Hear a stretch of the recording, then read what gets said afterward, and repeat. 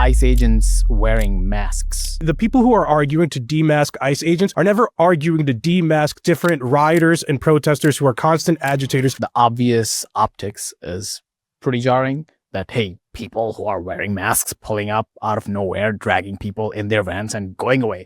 Who are these people? What are their badge number? This can literally be someone who just put on a mask, put on a vest, and just like taking Hispanic people from Home Depot away. Dude, I think the masks are horrible optics. I understand that ICE has a very difficult job and they are being doxxed and they are being threatened. When I spoke to ICE director, I'm not a favor of the masks. I'm not going to dissuade agents and officers from protecting themselves and protecting their families. ICE, they tripled their budget and now they have the largest budget of any law enforcement group. Except for US and China. I think Ezra was talking about it, obviously. 2 New York Times listeners here. I don't know if that's a good thing or a bad thing. We live in New York. Like, that might be a red flag. To the normie voter, optics matters a lot. Why did the country overwhelmingly vote against illegal immigration and border crossing? Because the optics of a shit ton of people crossing the border was way too jarring for them to ignore. And right now, the concern regarding the mask is, just like the normie Americans reacted to the border crossing